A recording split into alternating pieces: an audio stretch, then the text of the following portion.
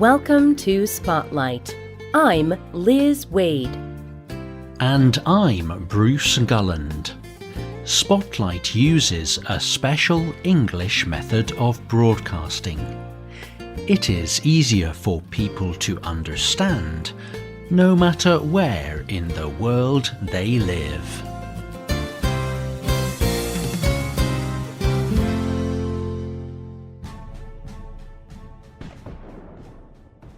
In 1757, Great Britain and France were at war in North America. The people already living there, the Native Americans, were caught in the middle. Andrew J. Blackbird was a member of the Ottawa group of Native Americans. He wrote a history of his people. In it, he told a story about the war. Adam Novice tells this story. The Ottawas received a gift in a tin box. They were not to open it until they arrived back to their people. They believed that inside the box there was something to help their people. When the Ottawas arrived at their home, they opened the box. Inside, there was another box, and another. Finally, they came to a very small box, only a few centimeters long. Inside this box was a small amount of particles that looked like dust. The Ottawas investigated the dust. Many of them looked at it closely, but they did not know what it was. Soon after this, a terrible sickness invaded the Ottawa camp. Everyone who got this sickness died. They had been given a sample of the smallpox disease.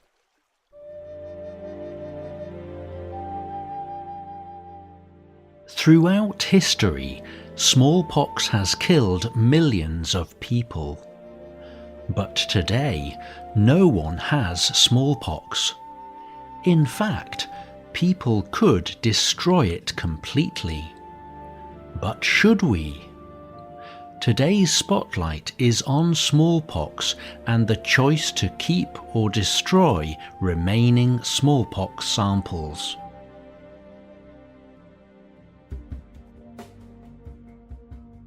When someone is infected with smallpox, she begins to show symptoms or signs after 2 weeks. Then, she has 2 to 4 days of high fever. Then a rash appears. Areas of the skin show red bumps, small raised areas. The rash begins on the face and legs. Then it spreads around the body. The rash turns into large bumps filled with liquid, pustules. After a time, these pustules form scabs, skin that dries over the wounds. During this time, an infected person can spread the disease. Small particles of skin fall off the person. People breathe the particles and become infected. Smallpox is very contagious. It spreads very easily. The smallpox virus kills about 30% of the people who get it. And in weaker populations, like the very old or very young, the number is even higher. People who survive often show permanent marks of the virus. Many become blind. There is no cure for smallpox. When people become infected, the only treatment is to try and make them more comfortable.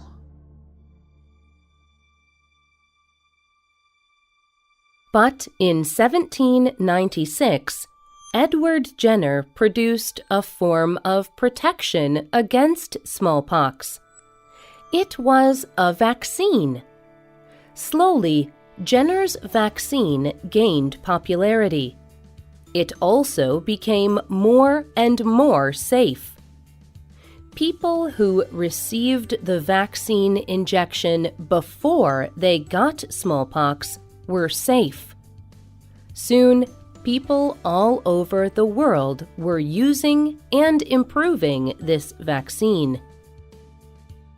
In the 1950s and 60s, the World Health Organization and other world leaders became serious about fighting smallpox. They produced a great amount of the smallpox vaccine. Teams traveled the world, giving the vaccine to every person. Then something happened that had never happened before in the history of the world. No person in the world had smallpox. The last natural case of smallpox was in Somalia in 1977. And in 1980, the WHO declared the world officially free of smallpox.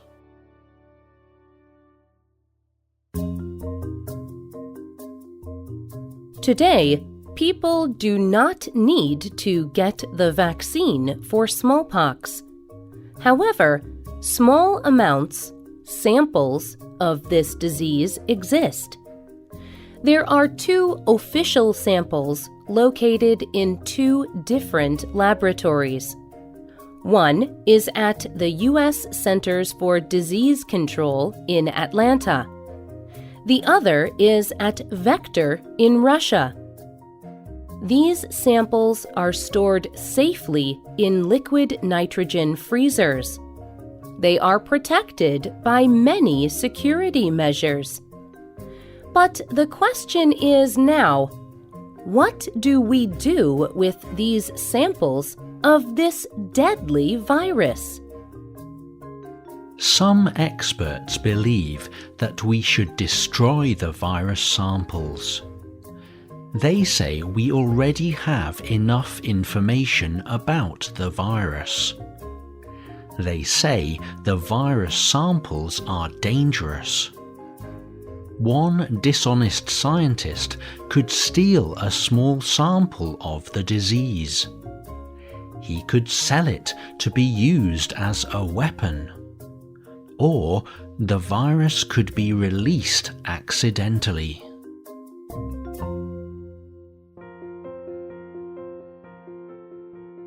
But other experts say that destroying the smallpox samples would be a mistake. They say people still have a lot to learn from the smallpox virus.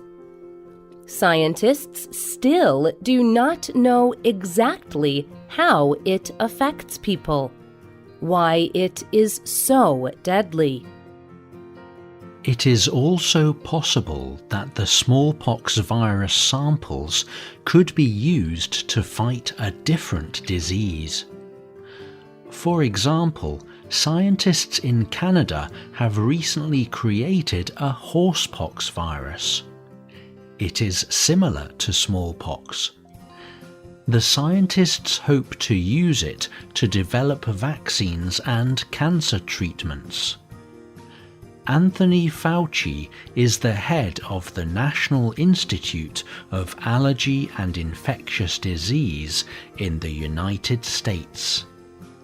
He told the Washington Post why people should not be worried about these experiments.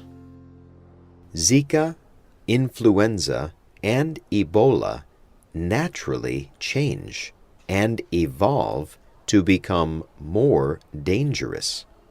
These things are much more of a danger to civilization than the possibility that someone may be able to create smallpox in a laboratory. People should concentrate on what we have been talking about for a long time, getting prepared for things that could actually threaten us. It is also difficult to know if all samples have been destroyed. All samples of smallpox are supposed to be officially recorded, but in 2014, 6 samples of smallpox were found in a laboratory in the United States. They had just been forgotten for many years. They were sent to the U.S. Centers for Disease Control to be destroyed. But do other forgotten samples exist somewhere? Finally, can people really decide to destroy something completely from the earth? The smallpox virus is deadly, but it is alive.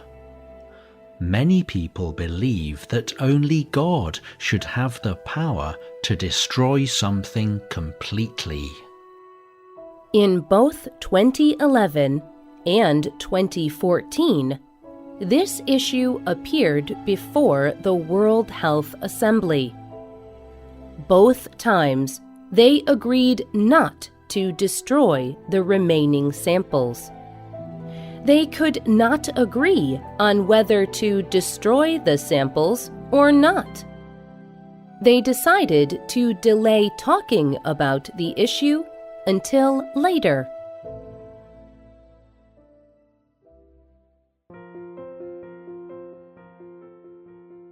What do you think? Do you think the smallpox samples should be destroyed? Is the risk of keeping the samples worth the possible benefit? Tell us what you think. You can leave a comment on our website or email us at radio@radioenglish.net. You can also comment on Facebook at facebook.com/spotlightradio. The writers of this program were Liz Waid and Adam Navis. The producer was Michio Ozaki. The voices you heard were from the United Kingdom and the United States. All quotes were adapted for this program and voiced by Spotlight. You can listen to this program again and read it on the internet at www.radioenglish.net. This program is called Destroying Smallpox. Look for our listening app in the Google Play Store and in iTunes. We hope you can join us again for the next Spotlight program. Goodbye.